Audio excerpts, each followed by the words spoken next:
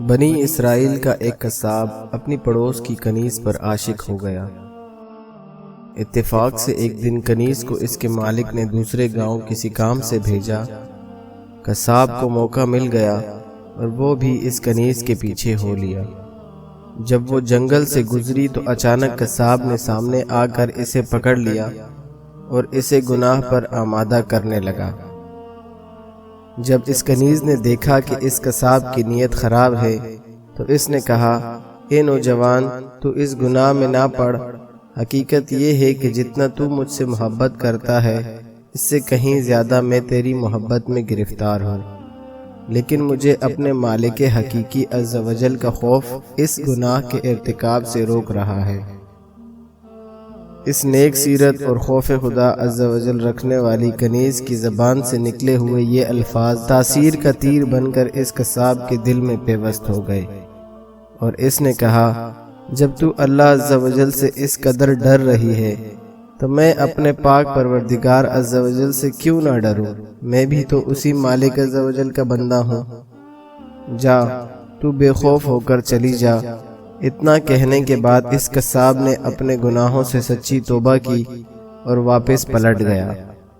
راستے میں اسے شدید پیاس محسوس ہوئی، لیکن اس ویران جنگل میں کہیں پانی کا دور دور تک کوئی نام و نشان نہ تھا۔ قریب تھا کہ گرمی اور پیاس کی شدت سے اس کا دم نکل جائے۔ اتنے میں اسے اس زمانے کے نبی کا ایک قاصد ملا۔ جب اس نے قصاب کی یہ حالت دیکھی تو پوچھا، تجھے کیا پریشانی ہے؟ قصاب نے کہا، مجھے سخت پیاس لگی ہے۔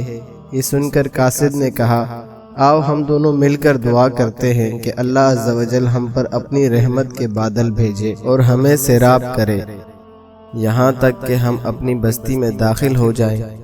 قصاب نے جب یہ سنا تو کہنے لگا، میرے پاس تو کوئی ایسا نیک عمل نہیں جس کا وسیلہ دے کر دعا کروں۔ آپ نیک شخص ہیں، آپ ہی دعا فرمائیں۔ اس قاصد نے کہا، ٹھیک ہے، میں دعا کرتا ہوں، تم آمین کہنا۔ پھر قاصد نے دعا کرنا شروع کی اور وہ قصاب آمین کہتا رہا۔ تھوڑی ہی دیر میں بادل کے ایک ٹکڑے نے ان دونوں کو ڈھانپ لیا اور وہ بادل کا ٹکڑا ان پر سایہ فگن ہو کر ان کے ساتھ ساتھ چلتا رہا۔ جب وہ دونوں بستی میں پہنچے تو قصاب اپنے گھر کی طرف روانہ ہوا اور وہ قاصد اپنی منزل کی طرف جانے لگا۔ بادل بھی قصاب کے ساتھ ساتھ رہا۔ جب اس قاصد نے یہ ماجرا دیکھا تو قصاب کو بلایا اور کہنے لگا، تم نے تو کہا تھا کہ میرے پاس کوئی نیکی نہیں، اور تم نے دعا کرنے سے انکار کر دیا تھا۔ پھر میں نے دعا کی اور تم آمین کہتے رہے، لیکن اب حال یہ ہے کہ بادل تمہارے ساتھ ہو لیا ہے اور تمہارے سر پر سایہ فگن ہے۔